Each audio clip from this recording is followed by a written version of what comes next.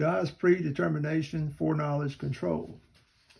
I had almost concluded to terminate this discussion, at least for some time, but after being around in 4 states on my recent trip for more than 2 months, observing the deadly effects of this notion of every sin and evil being directly out of God, I have seen it as my sacred duty to wage relentless warfare against this error.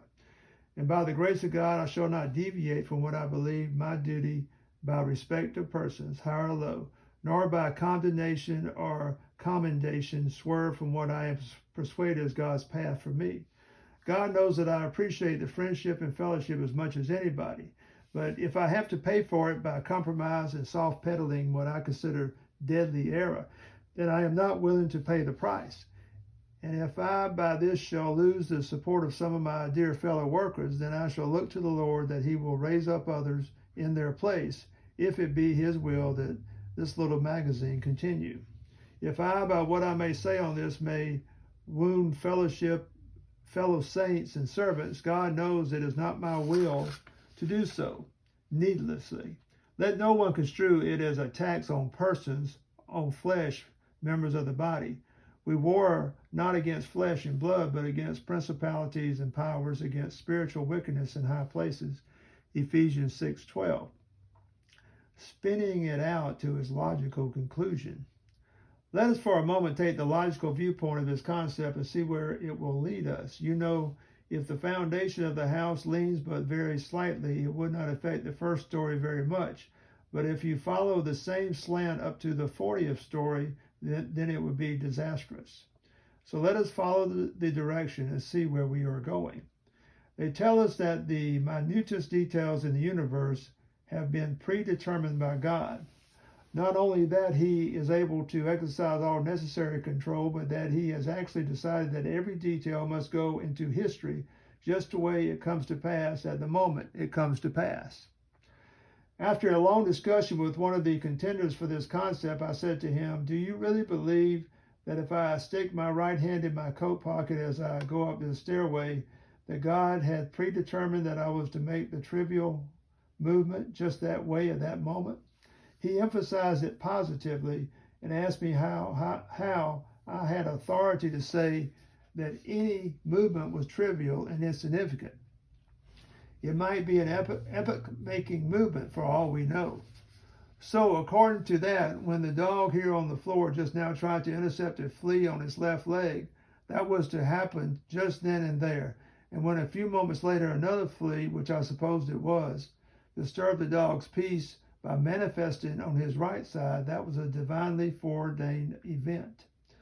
It was also divinely foreordained just how many microbes there should be in the universe at a given moment, how many mosquitoes and insects of every description there should be, and not only that, but every turn and swing and step and crawl that such fly and flea and louse should make during its life was also divinely foreordained. When the mother cat licks the kitten in the rear end first and then in the front, it was divinely ordained that it should take place just that way and at that moment, and it could not follow the reversed order. And if I put my left foot out of bed first on Monday morning, but my right foot first on Tuesday, it was predetermined that it should take place just in that order, and nothing else could happen. Silly, you say? Yes, super silly. But if so, then maybe God has not foreordained every one of all such insignificant details. But if that is admitted, then there must be a dividing line somewhere between what God has and has not predecided. Where is that line, you ask? I do not know where, and thank God neither I nor anyone else need to know where, but we can indicate it by a general principle. It is between which in his eyes is essential and what is not essential for the carrying out of his purposes. Well, some have objected, here's where I get into difficulty. I am unable to see just where to draw the line. Did God ask you to draw the exact line? If not, why be so concerned about it? Why should you have it all classified? Most of my readers will certainly admit that God had foreordained certain people for certain purposes. Them he foreknew, he also predestinated, but them he also called. How did he call them? by the preaching of the gospel, of course, but he did not furnish a list for his messengers of each of these, did he? Why then should it be necessary to know the exact lines between utterly insignificant details? Sorting out what is essential and non-essential. Whoever suggested that we had to do that? Does the fact that we believe that the sun is essential for our life on this earth, and also that there are thousands of other suns that do not seem essential, imply duty on our part to classify which of these suns are or are not essential? A lot of nonsense could easily be dispensed with, but nonsense from the proper sources is essential for some. They cannot live without it, it seems. They hold it to be divine truth. Consolation from a spurious source. Some tell us that they have such wonderful consolation, comfort, and rest in the conviction that when some have belied them, backbeaten them, slandered, maligned, and blackened them, or the pickpocket has stolen their purse, it was God who had inspired all such dirty acts and wanted them to be done then and there. I cannot see why there is not just as much consolation and comfort in the conviction that even though these evil acts were not instigated by God, he knew all about it. He can and will use his love, power, and wisdom to transmute the evil into good.